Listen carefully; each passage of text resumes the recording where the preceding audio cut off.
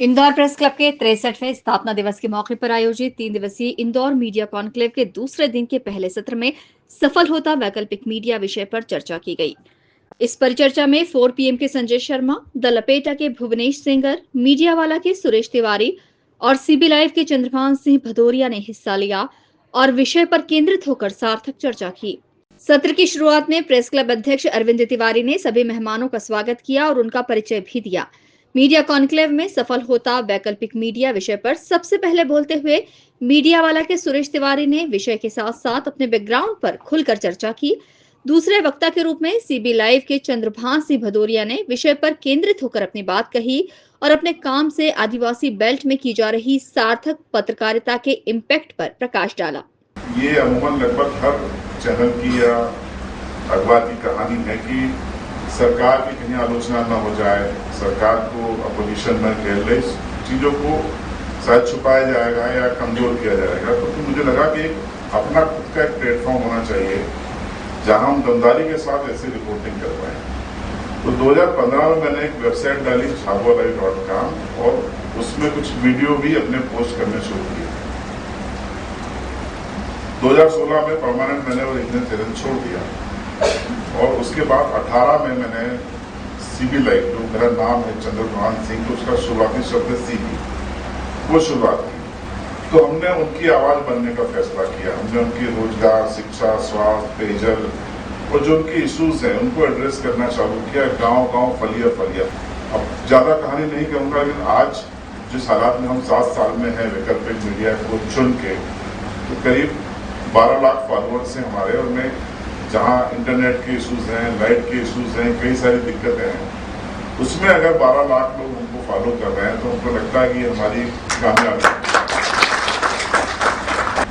फर्क ये आया कि जब हमने उन गांव फलियों में जाके रिपोर्टिंग चालू की तो कलेक्टर को भी जाना पड़ता है, MLA को भी जाना पड़ता है, शिक्षा अनुदान में उनको राशि देनी पड़ती है।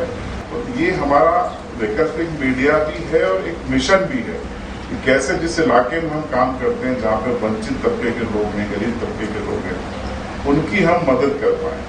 और जब हम ऐसा करते हैं तो नंबर ये बताते हैं कि लोग भी भावना के साथ जुड़ते हैं। और एक संतोषजनक बात यह है कि आज जब जन सुनवाई में लोग एप्लीकेशंस कलेक्टरों को देते हैं, SP को देते हैं, तो कई लोग प्रतिलिपि में सीबी लाइव भी लिख देते हैं। ये विश्वास है, ये भरोसा है।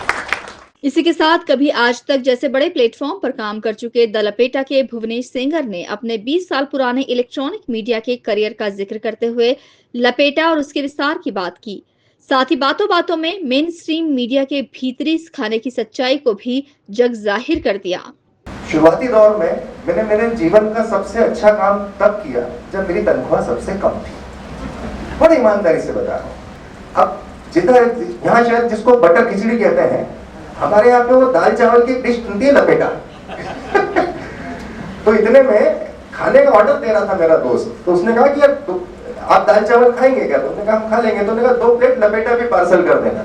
तो संदीप सुनवलकर के मुंह से निकला कि अरे ये क्या नाम है यार, इससे शुरू किया जाए।